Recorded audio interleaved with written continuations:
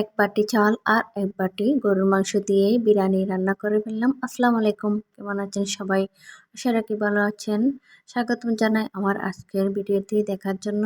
তো ভিডিওটি দেখার আগে একটা লাইক দিয়ে ভিডিওটি দেখা শুরু করুন। আজকে আমি ঘরে থাকা কিছু মাংস এবং আর চাল দিয়ে বিরিয়ানি রান্না করে ফেললাম।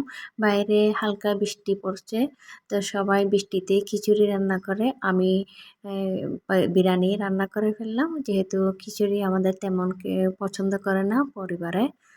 তো বিরিয়ানি রান্নার জন্য আমার এখানে এক বাটি মাংস ছিল, গরুর মাংস। তার জন্য আমি সমান সমান এক বাটি চিনি গুঁড়া চাল নিয়ে নিলাম। এটা দিয়ে আমি বিরিয়ানি রান্না করে ফেলবো। তারপর আমি এখানে কিছু বাদাম, কিশমিশ আর কাঁচামরিচ ব্লেন্ড করে নেব। তারপর টক দই নিয়ে দিলাম। এখন মাংসের মধ্যে দিয়ে দিব টক দইগুলো। আগে একটু ভালো করে সব মশলা দিয়ে মাংসটাকে ম্যারিনেট করে রেখে দিব। মাংসের মধ্যে আমি একে একে সব মশলা দিয়ে দেব। সচরাচর যে মশলাগুলো দেওয়া হয় ওগুলাই দিচ্ছি। আদা বাটা, রসুন বাটা, পেঁয়াজ বাটা, এবং এখানে কিছু সয়া সস, টমেটো সস এগুলো দিয়ে দিলাম। আমার অল্প করে কিছু বিরিয়ানি মশলা ছিল রাঁধুনি, ওটা দিয়ে দিলাম, লবণ দিয়ে দিলাম, আর মাংসের মশলা দিয়ে দিলাম। এগুলা দিয়ে আমি ভালো করে মেখে নেব। এই মাংসটা আমি প্রেসার কুকারে দিয়ে দেব সিদ্ধ হওয়ার জন্য, একটু তাড়াতাড়ি যাতে হয়ে যায়। সামনে কোরবানির ঈদ আসতেছে, কেউ চাইলে ঝটপট এক বাটি মাংস নিয়েই যারা বিরিয়ানি পছন্দ করে তারা চাইলে এইভাবে রান্না করে নিতে পারে। এটার টেস্টটা অনেক ভালো আসে।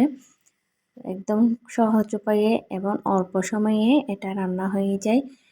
অনেকেই আছে বিরিয়ানির জন্য অনেক পাগল।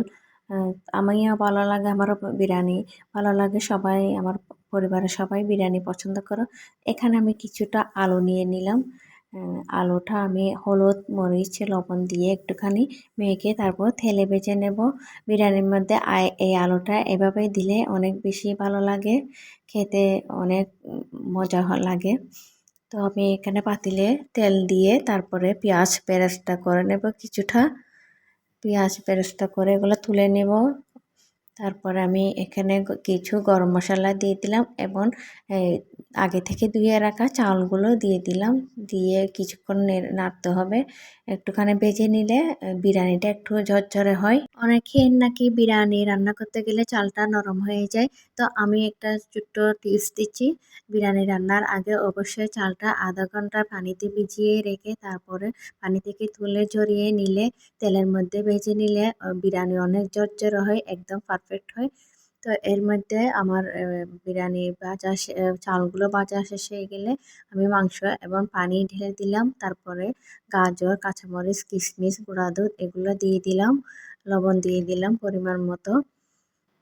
তো সত্যি বলতে এই বিরিয়ানিটা অনেক বেশি টেস্ট হয়েছিল, অনেক বেশি ভালো হয়েছিল। তো কেমন লাগলো আমার ভিডিওটি আপনাদের? তো লাইক, কমেন্ট, শেয়ার দিয়ে পাশে থাকবেন। আজকের মতো এই পর্যন্ত। খুদা হাফেজ, ভালো থাকেন। আসসালামু আলাইকুম।